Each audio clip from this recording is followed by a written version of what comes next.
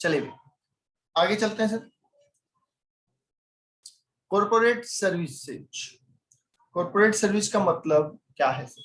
देखिए, जब आप बिजनेस वर्ल्ड में काम करते हैं, ठीक है, तो बिजनेस वर्ल्ड में एक चीज से काम नहीं होता। जैसे मान लीजिए आप कहते हैं कि सर मेरे में टैलेंट है, सिर्फ टैलेंट से काम नहीं होता, अच्छा बिहेवियर भी चाहिए, अब इंटेलिजेंट माइंड भी चाहिए, ठीक है, कोऑपरेशन भी चाहिए, लिंक लाइजनिंग भी चाहिए, हर चीज चाहिए होती है आपको। एक पर्टिकुलर चीज से बिजनेस कभी नहीं चलता, समझ गए? ओके। अब जब एक कंपनी कोई काम कर रही होती है तो दूसरी कंपनी ने आपसे कोई हेल्प मांगी, या दूसरी कंपनी कहती है कि हम मिलकर कोई काम कर लेते हैं, तो आपको देखना पड़ेगा कि क्या मुझे उसके साथ मिलकर काम करना चाहिए। अगर मुझे उसके साथ मिलकर काम करने में फायदा होता है या हमारी स्ट्रेंथ बढ़ती है तो डेफिनेटली हमें मिलकर काम करना चाहिए। बोलिए होता है ऐसा? यस। तो सुनिए sir, the term corporate service का मतलब है कंबाइनिंग, कंबाइनिंग मतलब एक साथ मिल जाना, जोड़ लेना आपस में। Combining operation with another competitor in the same industry to increase the competitive strength. समझ गए? जैसे सर रिलायंस चल रहा है, रिलायंस कौन सा? जियो की बात कर रहा हूं, ठीक है, एयरटेल चल रहा है। अब वोडाफोन को लगा कि भैया हम कहीं पीछे हैं, थोड़ा सा हम पिछड़ रहे हैं, हमारी रैंकिंग पीछे जा रही है, हमारा कस्टमर बेस पीछे जा रहा है, और जियो और एयरटेल बहुत आगे जा रहे हैं। तो उसने आइडिया को मिलाया कि भैया चलो अब मिलकर काम करते हैं। अकेले रहेंगे तो वही ना, यूनिटी वाली बात, कि एक लकड़ी का बंडल, तो लगा कि भैया अकेले रहेंगे तो खत्म हो जाएंगे, तो इट्स बेटर कि दोनों मिल जाते हैं। समझ गए? तो दोनों ने मिलकर अपनी स्ट्रेंथ बढ़ा ली। तो इससे क्या हुआ? टावर्स बढ़ गए इनके, सब्सक्राइबर्स बढ़ गए इनके, तो वो फायदा इनको मिल गया। ओके। तो जैसे बोलते हैं ना, एक और एक दो नहीं होते। जब एक और एक मिलते हैं तो दो होते हैं क्या? नहीं, एक और एक 11 भी हो सकते हैं, अगर आप में क्वालिटी है तो। क्वालिटी है तो हर बार 11 नहीं होते, ठीक है। दोनों, मान लो कि दो आदमी मिले और दोनों ही एक ही लेवल के आदमी है, मतलब ये भी डपोल संघ बोलते हैं ना, डपोल संघ सुना है? ये भी डपोल संघ और ये भी डपोल संघ। अब दोनों मिलके क्या बनेंगे? 11 थोड़ी बनेंगे।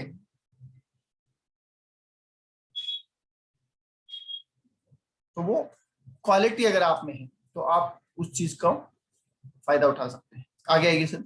And lower competition among industry rivals, ठीक है। अब आप क्या हो गए? मिल गए तो आपका आपस में कंपटीशन तो खत्म हो गया, और अब आप दूसरे के साथ कंपटीशन करेंगे, पर आपके कंपटीटर कम बचे हैं। पहले 4 लोग थे, अब 2 ही लोगों के साथ कॉम्पीट करना आपको। समझ गए? तो ये होता है कॉर्पोरेट सर्विस।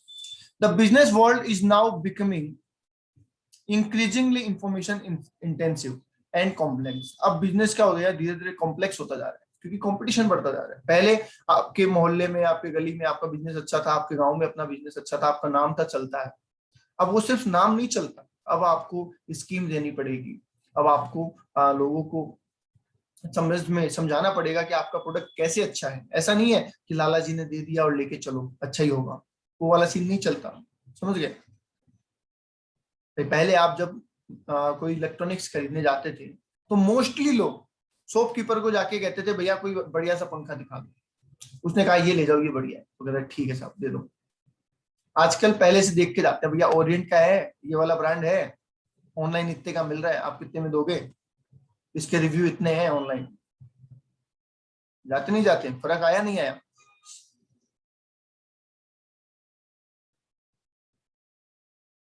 फर्क है ना? तो पहले आप, शॉपकीपर जो बेचना चाहता था आप ले लेते थे, ठीक है भाई ये कह रहा है अच्छा है तो अच्छा ही होगा, इसको अपने से ज्यादा पता है। अब आपने ये चीज नोटिस की होगी ना, कि डॉक्टर के पास भी जब जाता है ना पेशेंट, तो वो आधा डॉक्टर बन के जाता है। पहले जाके कहते थे कि सर पेट दर्द हो रहा है, सीने में जलन सी हो रही है ना, तो डॉक्टर देखता था क्या समस्या है। अब जाके पेशेंट क्या कहता है? सर एसिडिटी हो रही है ना, थोड़ा सा फीवर भी लग रहा है, फीवर की तो मैंने पैरासीटामोल ले ली थी, और पेट दर्द के लिए मैंने डाइजिन ले लिया था, फिर भी सोचा एक बार आपको दिखा लूं। अब बताओ डॉक्टर को क्या लगता है कि भाई जो मैं बोलने वाला था ये तो ये बोल गया भाई, आधा डॉक्टर तो ये है। तो उसके लिए फिर हो गया ना कि अब उसको कुछ यूनिक बताना पड़ेगा आपको, या कुछ और एडवाइस करनी पड़ेगी। अब वही चीज वो कहेगा तो आप कहोगे अरे ये तो मेरे को पता था। बोलो, हुआ नहीं हुआ प्रैक्टिकल लाइफ में? ठीक है, हमारे पास आते हैं, है ना, सीए के काम के लिए हमारे पास कोई क्लाइंट आता है। अब पहले कोई क्लाइंट आता था, सब फाइल बनवानी है मेरे को, है ना, अपने गाँव में आज भी सुना होगा कि सर फाइल बनानी है मेरे को, क्या क्या डॉक्यूमेंट लगेंगे, है ना, क्या क्या चाहिए होगा, वगैरह वगैरह। और जो शहर में क्लाइंट आता है ना, वो सर मेरे को आईटीआर फाइल करवानी है, आईटीआर 3 जाएगा मेरा, है ना, और वो डॉक्यूमेंट्स में ये है मुझे, वो तो मैं ले आया हूँ, लास्ट ईयर तो उनसे भरवाई थी तो उन्होंने ये गलत भर दिया था, तो आप ये ध्यान रखना, ऐसे भर देना, है ना, ये सेल इतनी दिखा देना, ये प्रॉफिट इतना दिखा देना, 8% वाले में मत दिखाना, वैसे दिखा देना। अब बताओ, वो आके ऐसे बातें करते हैं कि भाई सीएम मैं ही हूँ। कंपटीशन बढ़ गया क्या हमारे लिए, कॉम्प्लेक्स हो गया काम करना? यस डेफिनेटली हो गया भैया। आप सोचते हो कि हम किताबें पढ़ ले, मैं आपको क्यों कहता हूँ कि अलर्ट रहा करो, ज्ञान लो। जब आप पढ़ के जाओगे ना मैं सीए में हूँ, है ना, तो सर वो टेक्स्ट पढ़ के, वो पढ़ के आए हैं, सीख के नहीं आए ना। वो उतना ही जानते हैं, बोलते हैं ना गूगल बाबा का ज्ञान है उनके पास, वो उतना ही जानते हैं जितना वो पढ़ के आए हैं। उनको थोड़ा सा पूछ लो ना, बता भाई कहाँ लिखा है, इतने में कहानी खत्म। ठीक है, या उसको बोल दो कि अगर ऐसा हुआ तो फिर ऐसा भी होगा, उसका क्या है, तो बस खत्म, डब्बा गोल। पर वो आप तभी कह पाओगे जब आप में खुद में नॉलेज होगा। आप अगर उतना ही पढ़ के, जैसे मैं आपको हमेशा कहता हूँ भैया पूछो, है ना, आप सोचते हो कि अरे समझ में आ गया, एग्जाम में इतना ही तो लिखना होता है, उससे सिर्फ पास हो गए। फ्यूचर में आपका क्लाइंट या आपकी कंपनी का जो एम्प्लॉय होगा ना, आपके अंडर काम करने वाला एम्प्लॉय, वो नीचा दिखा देगा आपको कि अरे सर ये तो इतना तो मुझे ही पता है, आपको क्या पता है। तो इसलिए ज्ञान लो, सिर्फ पास होने के लिए मत पढ़ो। चलिए आगे लिखा है सर, तो अभी का मार्केट बहुत इंफॉर्मेशन इंटेंसिव हो गया है, आपके पास जानकारी होनी चाहिए, आपके पास नॉलेज होना चाहिए, डेटाबेस होना चाहिए, ठीक है, और बहुत कॉम्प्लेक्स हो गया है system. Therefore companies has begun incorporate web based services, ठीक है, begun to incorporate web based services into the workplace. सारा काम कैसे करने लग गए, ऑनलाइन, भैया एप्लीकेशन दे दो। राशन वाले को लगा कि ऐसे माल नहीं बिकेगा, बोले किराना किंग खोल दो, घर बैठे बैठे माल दे देंगे। ऐसे तो काम नहीं चलेगा, समझ गए, होता है ना। ठीक है, दूध वाले को अभी वही का ना, कंट्री डिलाइट के नाम से, आपने नाम सुना होगा, बहुत ज्यादा फेमस हो रहा है कंट्री डिलाइट। तो क्या दूध भी भैया बोले, वो दूध डेली लेके जाने वाला सिस्टम है, तो अपन इस मार्केट को कैसे ग्रैब करें, बोले ठीक है ग्रैब करना है तो डाल दो ऑनलाइन, लो जी भैया ऑर्डर करो, आ जाएगा आपके पास, बिल्कुल प्योर दूध देंगे आपको। तो हर लोग कहाँ पे आ गए, वेब के ऊपर आ गए। This has open many new challenges and initiative. अब इससे हुआ क्या, जब आप वेब बेस पे उतरे ना, तो आपके पास चैलेंज भी आए प्लस फायदे भी आए। अब आप बोलोगे सर चैलेंज क्या है, भैया मैंने सोच लिया कि मैं अभी तक राशन दुकान पे बेचता था, अब मुझे क्या बेचना है, ऑनलाइन बेचना है। ठीक है, अब ऑनलाइन बेचना है तो मेरे सामने चैलेंज क्या होगा, कस्टमर को उसका पूरा डिस्क्रिप्शन दे पाना। सामने तो मैं समझा देता था कि देखो ये बढ़िया है, इसमें ये है, इसमें वो है। अब ऑनलाइन तो कैसे समझा पाऊंगा, तो मुझे वहां पे वो चीज लिखनी पड़ेगी, वो मेरे लिए चैलेंज है। ठीक है, फिर माल रिटर्न आना, कि मन जाएगा रिटर्न आएगा, उसमें समझना कि उसको कैसे मैनेज करना है, समझ पा रहे। तो ये बहुत सारी चीजें, बहुत सारे चैलेंज भी कॉर्पोरेट में आने लगे। Corporate services are support by infrastructure of company. these include public relations, customer assistance centers, training, engineering, human resources, procurement, etc. ठीक है, create new business value and help company in the function more effectively by improving internal process, managing customer relationship and extending the organisation.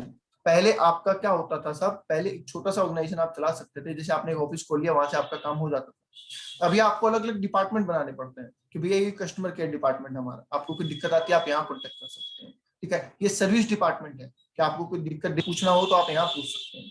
तो अलग अलग बहुत सारा infrastructure आपको लगाना पड़ेगा। अगर आपके पास इंफ्रास्ट्रक्चर नहीं है ढंग का, तो आप ढंग से ऑपरेट नहीं कर पाएंगे। अगली बात समझ, तो सोचो, एक ही ऑफिस पे तो नया कस्टमर आ रहा है, उसी में पुराना कस्टमर शिकायत लेके आ रहा है, अब होगा क्या। आप एक बार सोचो, आप क्या रियलिस्टिक चीजों को सोचो। आपने कभी सोचा है कि कंपनी का सर्विस सेंटर अलग क्यों होता है और अलग क्यों होता है? आप सैमसंग के स्टोर पे गए होंगे, सैमसंग का स्टोर अलग होता है, सर्विस सेंटर अलग होता है, बोलिए होता है क्या? सर्विस सेंटर अलग होता है, स्टोर अलग होता है, क्या होता है? क्यों होता है अलग? एक जगह क्यों नहीं हो सकता? जगह एक जगह करेंगे तो स्टाफ थोड़ा कम चाहिएगा, खर्चा थोड़ा कम होगा, फिर एक जगह क्यों नहीं होता?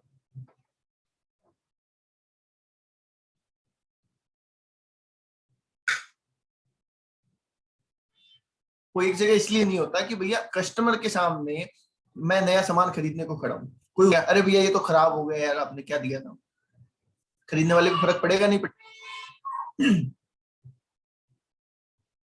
तो वो चाहते ही नहीं कि वो वहां आए शिकायत लेके, जहां हम नया माल बेच रहे हैं वहां कोई शिकायत लेके आए नहीं, बात खत्म।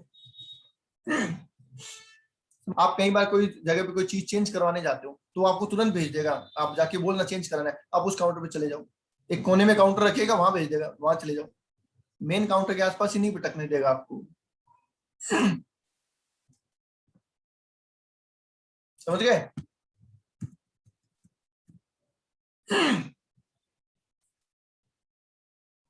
ओके, जी सर। अब कॉर्पोरेट सर्विसेज के क्या फायदे हैं सर, मतलब एक दूसरे के साथ कॉम्बिनेशन अगर हम करते भी हैं तो हमें क्या फायदा होगा? तो देखिए उसके लिए आपको बताया गया है,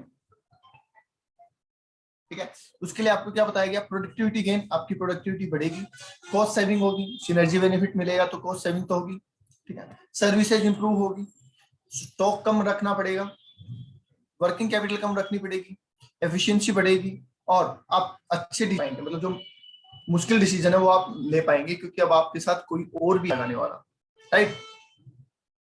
तो ये सारे आपके फायदे हो जाएंगे corporate services. Is that clear? आगे क्या कह रहा था, स्कोप ऑफ कॉर्पोरेट सर्विस। अब मैं इसमें देखो ये जो चैप्टर है ये पूरा केस बेस्ड चैप्टर है, या फिर ऐसे बोल सकते हैं एक नोवेल की तरह, तो आप इसकी एक भी लाइन छोड़ नहीं सकते, ठीक है? ऐसा नहीं है कि मैं आपको फटाफट बोल दूं और बोल दूं ये पैराग्राफ हो गया, तो इसलिए मुझे हर लाइन करवानी पड़ेगी इसमें। ठीक है, the scope of corporate service audit. अब ये तो बात हुई कॉर्पोरेट सर्विस क्या होती है, ध्यान से सुनना, यहां तक तो ये बात हुई कि कॉर्पोरेट सर्विस क्या होती है। अब बात आती है ऑडिट की, ठीक है, आती है भैया उसकी ऑडिट क्या होगी, तो ऑडिट सुनिए। The scope of corporate service audit extend to the critical examination of different aspect of service extent that have been satisfactorily rendered by the corporate body and of evaluation of degree of responsiveness, ठीक है, awareness on the part of such enterprises, right? तो आपको क्या check करना है कि भैया जो कॉर्पोरेट सर्विस दी गई है, ऑडियो अटक रहा है, एक मिनट, आप एक काम करिए, एक बार इस पैराग्राफ को पढ़िए, मैं ऑडियो चेक करता हूँ।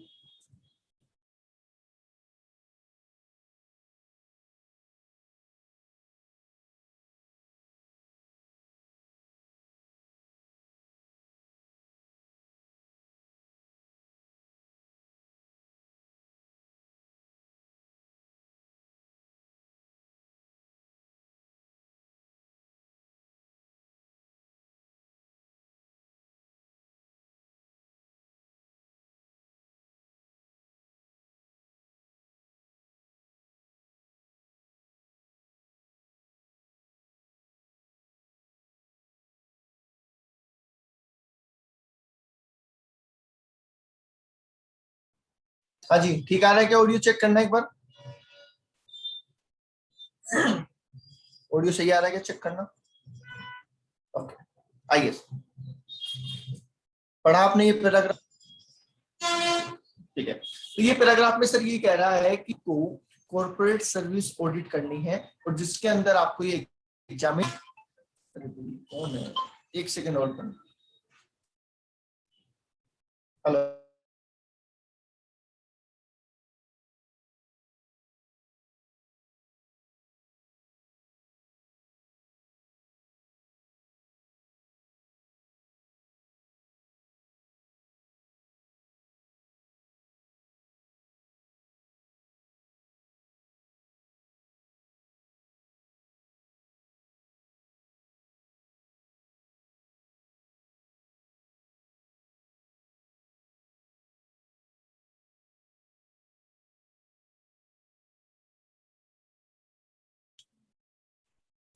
चलिए ओके, क्लियर है क्या ये पॉइंट? बता दो एक बार दोबारा। कॉर्पोरेट सर्विस ऑडिट के अंदर आपको ये चेक करना है, एग्जामिन करना है, ठीक है, अब लोगों ने, जिन लोगों ने मिलकर काम किया था, क्या उन्होंने अपना अपना ढंग से निभाया या नहीं निभाया, ये बात आपको चेक करनी है। तो परफॉर्मेंस ऑफ मैनेजमेंट, उन्होंने कस्टमर के लिए, एम्प्लॉय के साथ, शेयर होल्डर के साथ, कम्युनिटी के साथ किस तरीके से बिहेव किया, किस तरीके से प्रोवाइड की, ये बात आपको देखनी है। ओके ठीक है, तो इसका मतलब ऑडिट में सब हमें ये जाने कि इन लोगों ने जो कॉर्पोरेट सर्विस दे रहे हैं, इन्होंने इन 6 लोगों के साथ कैसा बिहेव किया, क्या ये सेटिस्फाइड है या नहीं है, बस। अगर ये 6 लोग सेटिस्फाइड हैं, इसका मतलब आपका काम अच्छा है, आप कॉर्पोरेट सर्विस अच्छी दे रहे हैं। और अगर ये 6 लोग सेटिस्फाइड हैं, तो इसका मतलब आप कॉर्पोरेट सर्विस अच्छी नहीं दे रहे। क्लियर? देखिए कंज्यूमर को भाई क्या, कैसे सेटिस्फाइड होगा कंज्यूमर? बोलिए, कंज्यूमर कैसे सेटिस्फाइड होगा? आप उसको क्वालिटी गुड्स देंगे, सही क्वांटिटी में, सही रेट पे, सही जगह पे, सही टाइम पे, तो बताइए क्या कंज्यूमर सेटिस्फाई हो जाएगा? यस, तो हमें चेक करना है कि ये चीज कंज्यूमर को मिली नहीं मिली। अच्छा, एम्प्लॉय को क्या चाहिए? एम्प्लॉय को चाहिए sir payment, training, safety, welfare, relation, यही चाहिए क्या? आप आराम से लिंक कर सकते हैं, कोई रट्टा मारने की जरूरत नहीं है, आप एक एक बात को लिंक कर सकते हैं अगर आप मेरे साथ साथ चलेंगे तो। Next one is share holder को क्या चाहिए सर? शेयर होल्डर को चाहिए सर मेरा पैसा डूबे नहीं, है ना, मुझे रिटर्न, अच्छा रिटर्न मिलता और मेरे शेयर्स की प्राइस बढ़ती रहे। 3 चीजें, मेरा पैसा डूबे नहीं, अच्छा मिलता रहे और मेरे शेयर्स की प्राइस बढ़ती रहे। अगर ये 3 चीजें मिल रही है तो शेयर होल्डर। यस सर, बिल्कुल मजे में। सर कम्युनिटी, कम्युनिटी मतलब हमारी सोसाइटी सर। तो हमारी सोसाइटी क्या चाहती है सर? सोसाइटी चाहती है कि आप सोसाइटी के लिए भी कुछ करते रहे, ठीक है, जो सोसाइटी का आप रिसोर्सेज काम ले रहे हैं, उनके बदले में सोसाइटी को भी आप कुछ ना कुछ दे, ठीक है। जैसे आपने कोई अनाथ आश्रम बनाया या कोई ओल्ड एज होम बनाया, ऐसा कुछ भी आप करते रहे, सीएसआर जिसको बोलते हैं, उन चीजों के ऊपर बात। आगे जाइए सर, फेलो बिजनेसमैन, आपके साथ के बिजनेसमैन जो है काम करने वाले, तो वो चाहते हैं कि सर आप क्या करें, आप एथिकली काम करें, आप कोई भी ऐसा काम ना करें जिससे आप किसी को नीचा दिखाने की कोशिश करें या फिर किसी के साथ डर्टी कंपटीशन करें, ठीक है। तो वो चीज अगर नहीं की आपने, तो इसका मतलब आपके बिजनेसमैन भी आपके साथ सेटिस्फाइड। नेक्स्ट, स्टेट, स्टेट मतलब गवर्नमेंट। गवर्नमेंट क्या चाहती है? चाहती है कि आप ढंग से काम करो, बेईमानी ना करो और टाइम पे टैक्स का पेमेंट हो, इतना दे दो, हम खुश है। बताइए, तो अगर आपने किया और आपको पता चला कि ये सब लोग खुश है, तो आप क्या कहेंगे कि कंपनी एकदम बिल्कुल अच्छे से काम कर रही है। Is that clear? कोई डाउट है यहाँ तक तो बोल दीजिए।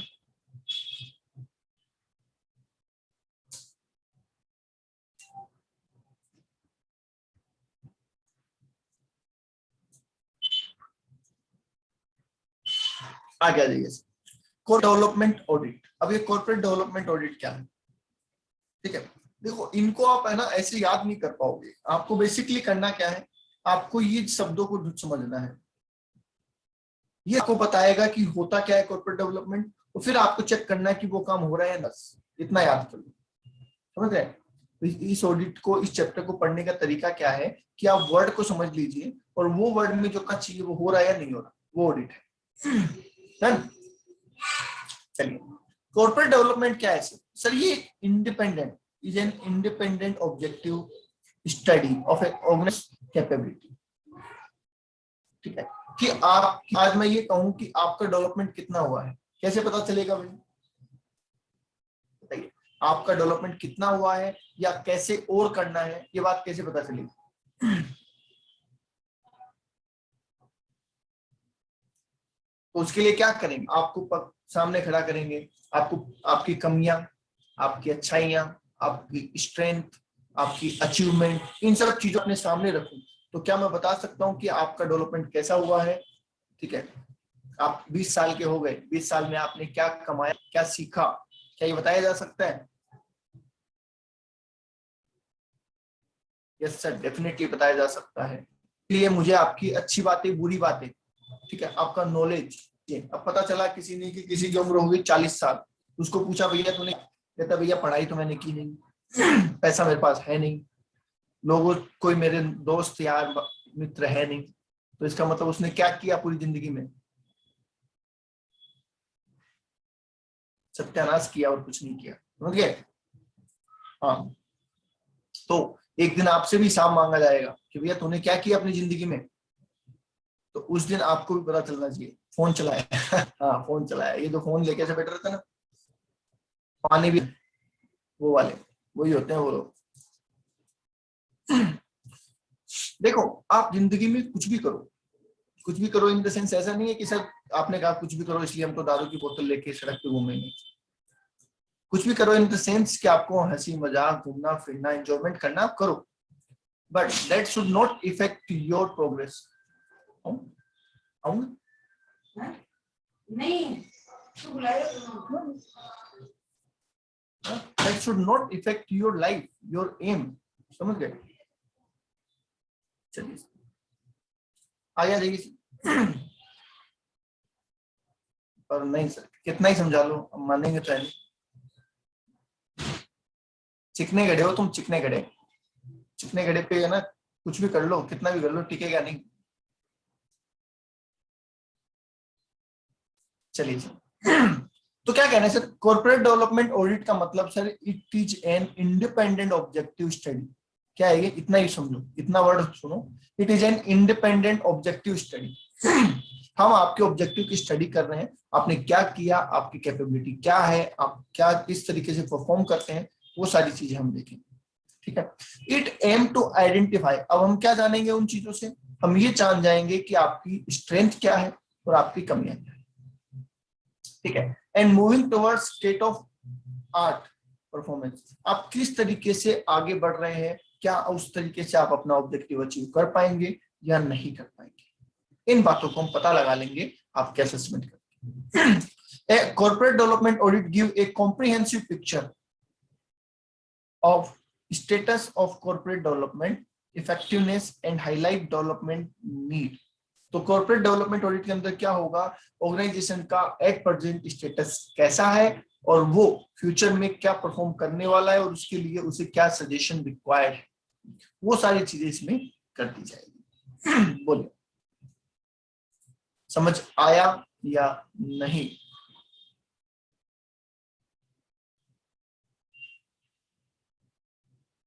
चलो आगे आ जाते हैं सर।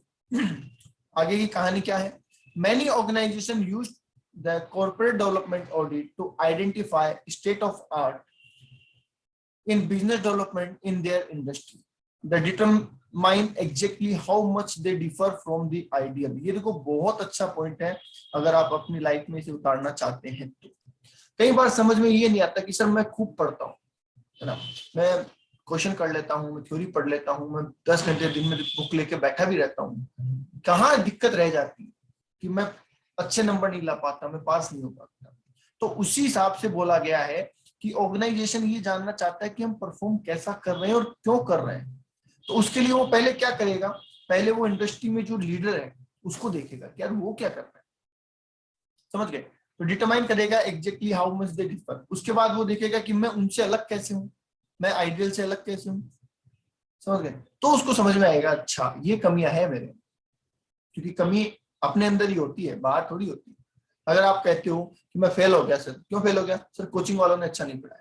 ठीक है, मैं फेल क्यों हो गया सर, सर टीचर अच्छा नहीं था। मैं फेल क्यों हो गया सर, पेपर हार्ड आया था, और कुछ नहीं तो पेपर हार्ड आया था। ठीक है, और उसके बाद भी ये बोला कि पेपर तो अच्छा ही था, तो क्या ये सब कॉपी हार्ड चेक हुई थी। ठीक है, और कॉपी हार्ड चेक में भी अगर बच गए कि भाई बोल नहीं सकते, तो कहेंगे सर स्केलिंग हो गई, मार्क्स तो ज्यादा आए थे मेरे काट लिए मार्क्स। ऐसा कहीं नहीं होता है। जिम्मेदार हम खुद हैं किसी भी चीज के लिए। ठीक है, बाकी सब एक्सक्यूज है। ठीक है, हो सकता है किसी जगह आपको 100% नहीं मिली कोई चीज, तो आप उसको कवर करो ना, क्योंकि नुकसान तो आपका है ना उस चीज में अगर नहीं हुआ तो। कोई मैं कहीं पे गया और ना मुझे कुछ काम करना था, अब मैंने किसी को बोला था पर उसने 90% ही काम करके दिया, अब मैं ये थोड़ी बोल दूं कि उसने 90 क्या इसलिए नहीं हुआ। 10% मुझे समझना है कि मुझे कैसे करना है। ये बात समझ में?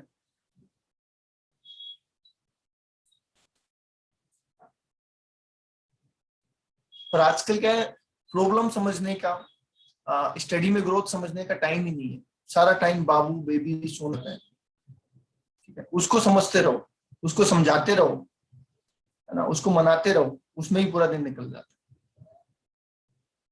है।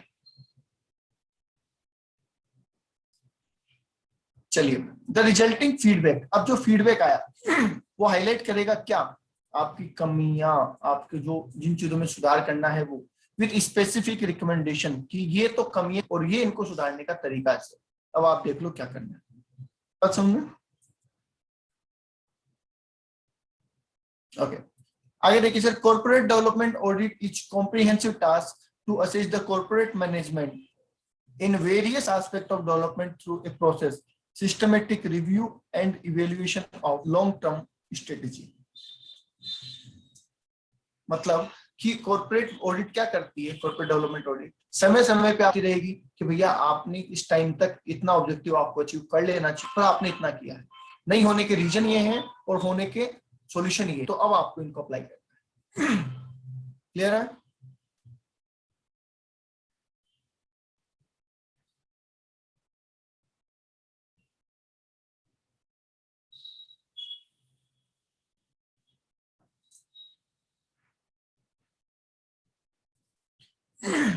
ओके, आगे देखिए, सच कॉर्पोरेट डेवलपमेंट ऑडिट अश्योर। अब ये जो हम ऑडिट करा रहे हैं ये हमें और क्या क्या चीजें अश्योर करेगी, देखो बात वही है, घुमा फिरा के अब वो अलग अलग जगह बोलेगा तो आप सुनते जाइए और समझते जाइए, जहां पे जो पॉइंट इंपॉर्टेंट लगे उसको उठा लीजिए। The various factor and forces consisting a corporate enterprises are the right kind and quality. ठीक है, हमारे ऑर्गेनाइजेशन को बनाने में जिन जिन चीजों का इस्तेमाल हुआ है या जिन चीजों से मिलकर हमारा ऑर्गेनाइजेशन बन रहा है, क्या वो, क्या उसमें कुछ कमी तो नहीं है, जैसे हमारे स्टाफ में, हमारे मैनेजमेंट में, हमारे इंफ्रास्ट्रक्चर में, हमारी फंडिंग में कहीं पे कुछ गड़बड़ तो नहीं है, समझ गए? तो आपको चेक करना है, वो आपको एश्योरेंस देगा। Communication review of the functioning of organisation, आपने सुना होगा एक जापानी या सर्वे भी है, आपने यूट्यूब पे टिकटॉक पे इन पे देखा होगा, तब एक बात एक जगह से निकलती है ना, दूसरे के पास पहुंचती है, फिर तीसरे के पास पहुंचती है, फिर चौथे के पास, ऐसा आजकल एक टिकटॉक पे भी चलता है वो। तो कुछ कहेगा, वो मैनिपुलेट होते होते होते बात यहाँ कुछ और ही पहुंचेगी, होता है ऐसा। जैसे मान लीजिए एक एक्सीडेंट हो गया, ट्रेन एक्सीडेंट हो गया या भूकंप आ गया, अब वो यहाँ पे कोई बोलेगा कि जब 4 लोग मरे, एक्चुअल डेट आएगा कि 4 लोगों की डेथ हो, है ना।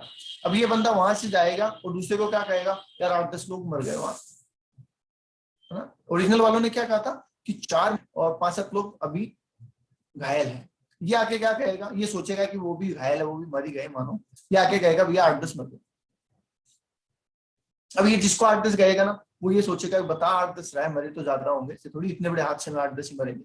वो सामने वाले को क्या कहेगा, भैया 20-25 लड़ गए, ऐसे करते यहाँ तक पहुंचेगा तब कहेगा 150 मर गए। This is called rumours. आई बात समझ में? तो ये चीज नहीं होनी चाहिए ऑर्गेनाइजेशन। बॉस ने कुछ कहा, स्टाफ तक पहुंचते पहुंचते वो बात ऐसी आई कि स्टाफ को लगा तो बड़ा ही जालिम आदमी, ठीक है, बहुत ही घटिया। अब सोचो ऐसा हो गया तो बॉस तो सोच रहा है एम्प्लॉय के लिए अच्छा, एम्प्लॉय सोच रहा है बॉस के लिए बुरा, काम तो बिगड़ेगा। तो कम्युनिकेशन अच्छा सुधारने की जरूरत है। ओके, आ गया। The problem are handled appropriately considering all the overall objective of development of corporate enterprises। ठीक है, देखिए सबसे बड़ी प्रॉब्लम होती है लेबर, आपका स्टाफ नहीं है ना, आपका मैनेजमेंट में पर्सन नहीं है, तो उन लोगों को हैंडल करना और उनकी समस्याओं को सुनना। अब इसलिए क्योंकि उसकी कोई दिक्कत थी, आपने टाइम पे सॉल्यूशन नहीं किया, वो छोड़ के चला गया, तो उनको हैंडल करना बहुत जरूरी है, समझ गए? जिस ऑर्गेनाइजेशन में आप अगर कॉर्पोरेट में ध्यान रखते हैं, आपकी दुकान मकान जहां पे भी आपने देखा होगा, जिस बंदे की आपको जरूरत होती है ना काम पर्पज के लिए, काम के लिए बात कर रहे हैं, वो बिहेव करता है जस्ट लाइक योर फूफा जी, है ना, वो फूफा जी की तरह बिहेव। जैसे आपके दुकान पे कोई कारीगर है और बहुत अच्छा कारीगर है, आपको पता है इसके बिना मेरा काम नहीं चल सकता, तो वो डेली उसके नए नाटक रहेंगे, आपने मेरे को ये नहीं बोला, आपने मेरे ऐसे नहीं किया, मेरे को बोनस नहीं दिया। तो उनको हैंडल करना बहुत खतरनाक काम है और वो आपको सही तरीके से करना है। आगे आ जाइए sir. Responsibility of planning, coordinating, motivations, control वगैरह आप डिस्चार्ज कर पा रहे हैं, नहीं कर पा रहे, उसके ऊपर आ जाएगा। तो ये सारी चीजें आपको कॉर्पोरेट ऑडिटर बता देगा कि ये सारे काम आप हमसे कर पा रहे हैं या पा रहे। ठीक है। चलिए, कॉर्पोरेट ऑडिट करता कौन, ये और सुन लीजिए। कॉर्पोरेट ऑडिट, डेवलपमेंट ऑडिट करता कौन है? तो सर ये करता है एक टीम बना के, डिफरेंट टाइप ऑफ एक्सपर्ट करते हैं, किसी को मैनेजमेंट का, किसी को ह्यूमन बिहेवियर का, ठीक है, किसी को फाइनेंस का, टैक्सेशन, ये सब लोग क्योंकि मिलके एक टीम होती है, फिर वो चेक करके बताती है कि आपके यहाँ पे कैसा परफॉर्मेंस चल रहा है। अब ऐसी बात है, मैं एक चार्टर्ड अकाउंटेंट हूँ, मैं कोई फिलोसफी तो नहीं जानता, मैं तो नहीं बता सकता वहां पे कि लोगों का माइंडसेट क्या है ना, वो कैसा सोचते हैं ऑर्गेनाइजेशन के बारे में, वो सब चीजें तो मैं नहीं बता पाऊंगा। तो उसके लिए एक टीम होती है जिसमें अलग अलग तरीके के एक्सपर्ट होते हैं। The audit play a vital role, not only typing up the loose ends, but also to forge a link in the knowledge। मतलब जो ऑडिट होती है वो बहुत इंपॉर्टेंट है। वो सिर्फ ऐसा नहीं है कि आपको बता देगी कि भैया ये कमी है, वो उन चीजों को पूरा करने की, उनको सुधार करने के लिए भी आपकी मदद करती है। और ऑडिट हाईलाइट कर देती है आपकी वीकनेस, आपकी स्ट्रेंथ, आपके फेलियर, आपकी इनएफिशिएंसी, आपके बॉटलनेक्स, ये सारी चीजें ऑडिट हाईलाइट कर देती है कि भैया देखो आपका ये फील्ड बहुत कमजोर है, आपको ये सुधारने की जरूरत है। समझ गए? तो इस तरीके से ये कॉर्पोरेट ऑडिट हो जाती है। बता दीजिए यहाँ तक कोई डाउट किसी के है तो। ठीक है। अच्छा, इसमें एक पॉइंट और है छोटा सा, ये भी देख लो साथ में। चेकलिस्ट, देखो हर ऑडिट पे चेकलिस्ट होती है। चेकलिस्ट का मतलब मैंने आपको एक दिन बताया था कि कोई चीज रह ना जाए उसके लिए हम चेकलिस्ट बनाते हैं। तो हर ऑडिट में चेकलिस्ट होती है। Checklist in the area of corporate development, checklist on various area of corporate development. मतलब जब हम कॉर्पोरेट डेवलपमेंट ऑडिट कर रहे होते हैं तो हमें क्या देखना है, प्लानिंग प्रॉपर हुई नहीं हुई, ऑब्जेक्टिव प्रॉपर्ली फॉलो हो रहे नहीं हो रहे, अथॉरिटी डेलीगेशन ढंग से हुई नहीं हुई, कंट्रोल मैनेजमेंट ढंग से हो रहा नहीं हो रहा। तो क्या इन सब के लिए हम चेकलिस्ट बनाएंगे? यस, चेकलिस्ट बनाएंगे हम। ठीक है, हम ऐसे चेकलिस्ट बनाएंगे प्लानिंग के लिए। ये प्लानिंग के लिए। अब बोलेंगे प्लानिंग में कौन इन्वॉल्व है, कैसे है, क्या है। ओके ठीक है, सही है। इस तरीके से हम चेकिंग करते हैं। बता दीजिए बेटा, यहाँ तक कोई डाउट है किसी पे तो पूछ लो।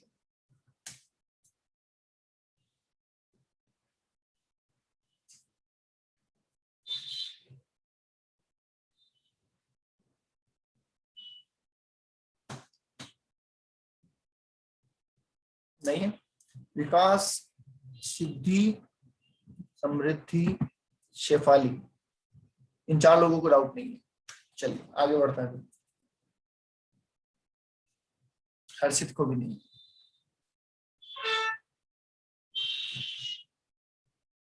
और बाकी लोगों का क्या है? एक मूवी आई थी, वो देखी आपने, क्रांतिवीर? मूवी देखी है किसी ने? क्रांतिवीर मूवी देखी है क्या?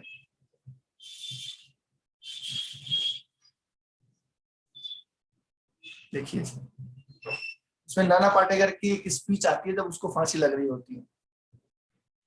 हाँ वही, फिर आ गए मेरी मौत का तमाशा देखने, है ना?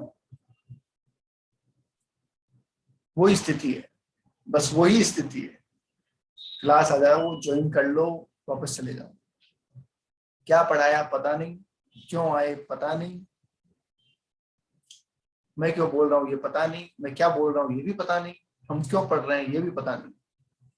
ठीक है।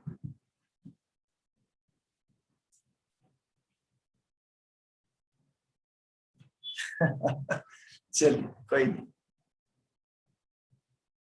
आगे आइए। कितना ही पिंच कर दो कोई फर्क नहीं पड़ता। एक होता है ना आदमी कि यार पिंच करेंगे तो कहीं तो ये इसके समझ में आएगी बात, पर नहीं।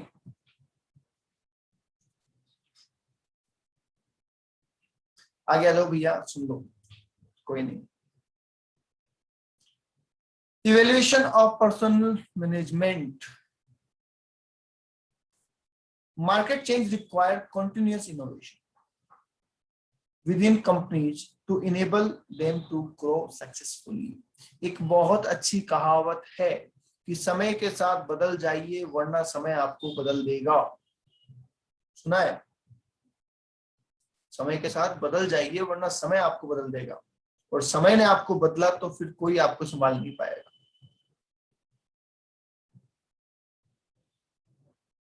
समझ गया?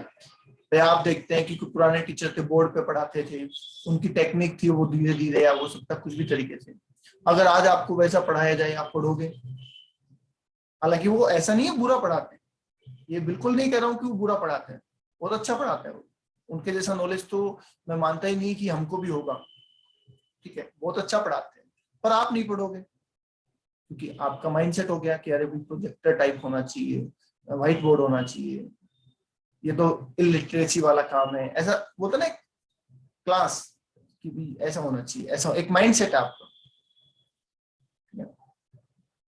चौक एंड डस्टर वाला। हम पढ़े हुए हैं, मैं पढ़ा हूँ, हमारी स्कूल में चौक एंड डस्टर से ही पढ़ाते थे, मैं पढ़ा हूँ, राइट। और आप क्या सोचते हो, इतने ब्रिलियंट टीचर, इतने ब्रिलियंट टीचर, ठीक है, मतलब आप ये कर सकते हैं क्या, 64.24, ध्यान से सुनना, 64.24 डिवाइड बाई 1.678, सोल्व कर सकते हैं इसको आप? कैलकुलेटर के बिना तो आप चला नहीं सकते उंगली, इसको बिना कैलकुलेटर के सोल्व कर देते थे ऐसे, 8256.1 ऐसे कर देते थे, मतलब इन सेकंड्स। शकुंतला देवी देखिए ना, शकुंतला देवी वैसे टीचर थे, इन सेकंड्स इसको सोल्व कर देते। अभी तो ये बोल दो ना, अभी तो ये बोल दो ना, अभी के बच्चे की तो स्थिति ये हो गई है कि अगर ये कह देना कि 46/9, इसको भी कैलकुलेटर बिना नहीं कर सकते।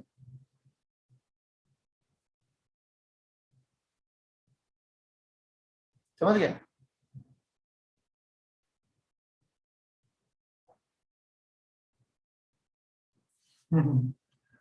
5.11,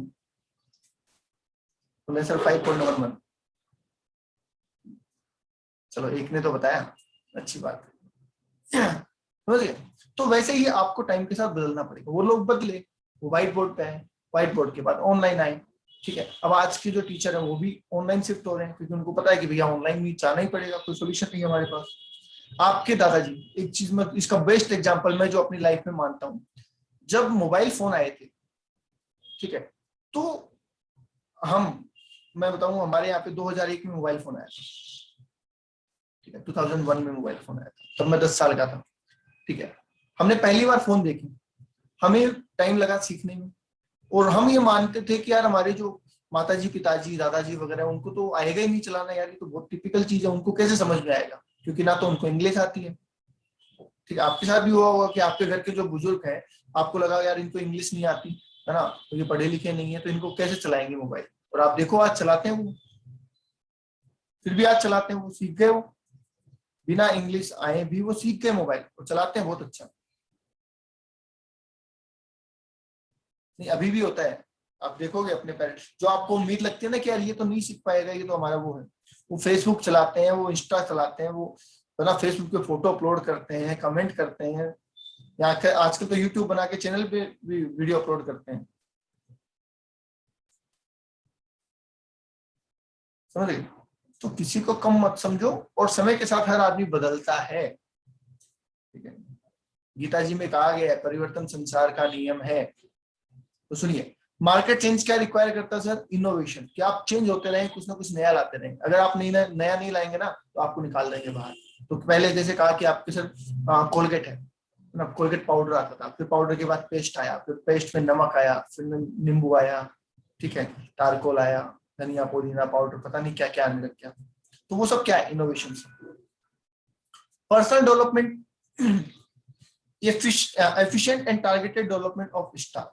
अब इस ये अच्छा, ये पर्सनल मतलब क्या होता है, इसको कोई पर्सनल ना समझे, पर्सनल में और इसमें फर्क है, समझ रहे हैं सभी? इट्स नॉट पर्सनल, ऐसे बोलो तो पर्सोनल बोल सकते हैं इसको, ठीक है। इट्स टर्म्ड एज एचआर, इसको हम क्या लेके चल रहे हैं? एचआर होता है, ह्यूमन रिसोर्स की बात चल रही है, ऐसा मत बोलना पर्सनल डेवलपमेंट, खुद का डेवलपमेंट की बात कर रहे हैं, नो, इट्स ह्यूमन रिसोर्स। समझ गए? ये यहाँ पे टाइपिंग एरर है, ये भी ह्यूमन रिसोर्स की ही बात कर रहे हैं, ध्यान रख लेना। तो ह्यूमन रिसोर्स डेवलपमेंट की जब बात कर रहे हैं तो क्या बोल रहे हैं sir, efficient and targeted development of staff, कि हमारा स्टाफ डेवलप करता रहे, ये चीज हमें ध्यान रखनी है। तभी तो उनकी टाइम टू टाइम ट्रेनिंग करवाते हैं हम अलग अलग तरीके की, समझ गए। आगे लिखा systematic training of manager, manager की ट्रेनिंग कराते रहते हैं। To fill present and future need, कि फिर प्रेजेंट में और फ्यूचर में जो भी हमें रिक्वायरमेंट रहेगी वो पूरी होगी, क्योंकि प्रमोशन होता है ना कि आपका असिस्टेंट मैनेजर मैनेजर बनेगा, मैनेजर सीनियर मैनेजर बनेगा। अब उसको अगर ट्रेनिंग ही नहीं देंगे तो कैसे बनेगा वो, तो इसलिए प्रॉपर ट्रेनिंग दी जाती है। Help in individual growth to ultimately facilitating corporate growth, अगर आपका स्टाफ बढ़ेगा मतलब उसका डेवलपमेंट बढ़ेगा तो जाहिर सी बात है आपकी ऑर्गेनाइजेशन भी आगे बढ़ेगी, उसको कोई नहीं रोक सकता। आप कभी ये ना सोचिए कि एम्प्लॉय को पढ़ा के मेरा क्या फायदा, अरे भाई एम्प्लॉय पढ़ा लिखा होगा तो बेनिफिट किसको देगा, ऑर्गेनाइजेशन को ही देगा ना।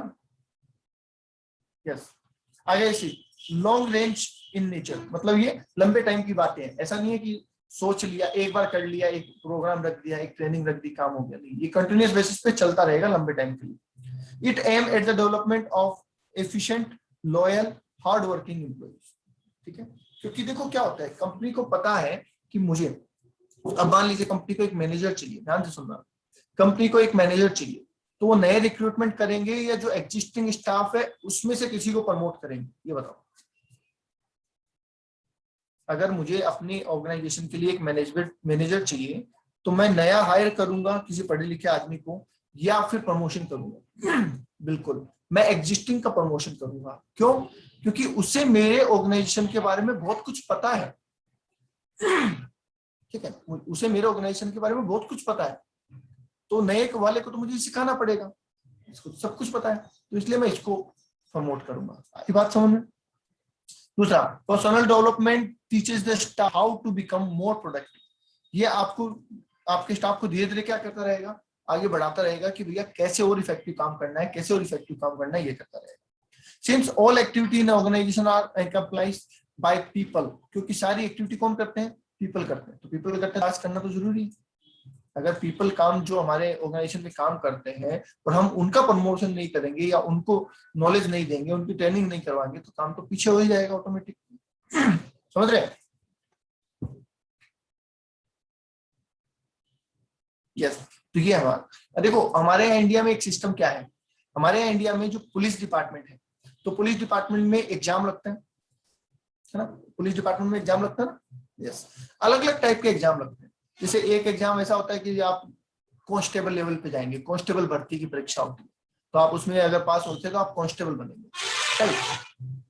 और एक एग्जाम होता है सिविल वगैरह का, तो उसमें आप सीधे किस में चले जाते हैं, ऑफिसर पोस्ट पे चले जाते हैं, एसपी, एएसपी, डीएसपी, उस पे चले जाते हैं, राइट। है क्या ऐसा, पता है आपको? एक तो भर्ती कहाँ से होती है, कांस्टेबल से होती है, नीचे से होती है, कि वो कांस्टेबल से फिर सीनियर हेड कांस्टेबल, फिर बाद में सब इंस्पेक्टर, इंस्पेक्टर एएसआई, इस तरीके से चलता है। और एक होती है एग्जाम जिसमें सीधा एसपी, डीएसपी ये बनता है। पर ये सिस्टम गलत है। जो आदमी पढ़ाई करके आया और एसपी बन गया तो ऊपर तो बैठ गया वो, पर उसको उन चीजों की नॉलेज उतनी नहीं है ना जितनी फील्ड की नॉलेज नीचे वालों को है, ठीक है। हालांकि वो ट्रेनिंग करके आया होगा, वो बात अलग है, पर उसको वो नॉलेज नहीं है ना फील्ड वाली। फॉरेन में क्या सिस्टम है पता है, फॉरेन में जो पुलिस वाला बनता है ना, हर पुलिस वाला कांस्टेबल लेवल पे भर्ती होता है, सीधे ऊपर कोई भर्ती है ही नहीं। हाँ, एएसपी, डीएसपी, डीजी, आईजी कोई नहीं बनता, सब कांस्टेबल पे ही भर्ती होती है और वहां से प्रमोट होते हैं, ताकि उनको ग्राउंड लेवल से जानकारी होती है। जो आज कांस्टेबल है, हेड कांस्टेबल बनेगा, एएसआई बनेगा, एसआई बनेगा, इंस्पेक्टर बनेगा, ठीक है, फिर वो assistant commissioner, joint commissioner, commissioner ऐसे बनेगा, तो वो नीचे से ही जाएगा हर आदमी, तो जाहिर सी बात उसको बहुत अच्छी नॉलेज रहेगी और वो फिर मेहनत भी करेगा ताकि उसका प्रमोशन हो सके। यहाँ तो पढ़ाई कर लो, जाके बैठ जाओ सिर पे। तो कहीं ना कहीं सिस्टम गड़बड़ करता है, समझ गए। आइए sir, evaluation of personal development में इंक्लूड द फॉलोइंग क्राइटेरिया। अब आप जो इवेल्युएशन कर रहे हैं ना इनका, कि कैसा डेवलपमेंट हो रहा है आपके ऑर्गेनाइजेशन में, आपके स्टाफ का कैसा डेवलपमेंट हो रहा है, ये मुझे जानना है। तो मैं क्या करूंगा भाई, pre planning as essential feature of human resource development, ascertaining main power need for appropriate education training development कि भाई आपके ऑर्गेनाइजेशन में जो लोग काम कर रहे हैं वो की नीड क्या थी, क्या आपने पूरा किया, क्या आपने उनको ट्रेनिंग दी, ठीक है, क्या आपने उनको पढ़ाया वगैरह वगैरह, ये सारी चीजें देख ली जाएगी। ठीक है, और ascertaining the difference between future need and existing needs, मतलब कितना गैप आपको फिल करना है, आज ये इस लेवल पे है और फ्यूचर में आपको ये इस लेवल पे चाहिए होंगे, तो ये कितना बड़ा गैप है। इन चीजों के बेस पे पता चल जाएगा कि आपका जो स्टाफ है, आपका जो वर्क फोर्स है वो कैसा काम करता है, आपने उसको कैसे मेंटेन किया हुआ है। ठीक है, रिक्रूटमेंट भी आपका बहुत अच्छे से होना चाहिए। रिक्रूटमेंट, सिलेक्शन, ट्रेनिंग, डेवलपमेंट, ये बहुत जरूरी है, क्योंकि अगर आप हायर ही ऐसे लोगों को कर रहे हो जिनको नॉलेज नहीं है, तो फिर तो बात ही खत्म होगी ना, फिर तो नॉलेज की बात ही कहाँ आएगी। ओके, लीजिए, यहां तक कोई डाउट है तो बोल दीजिए।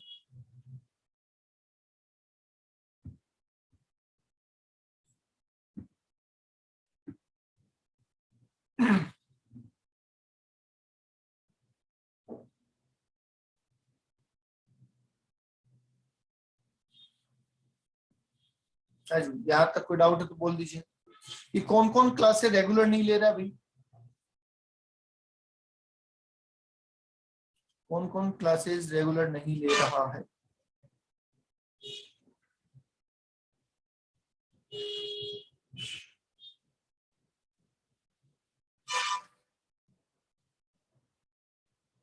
प्राची ले रही है क्या क्लास? प्राची,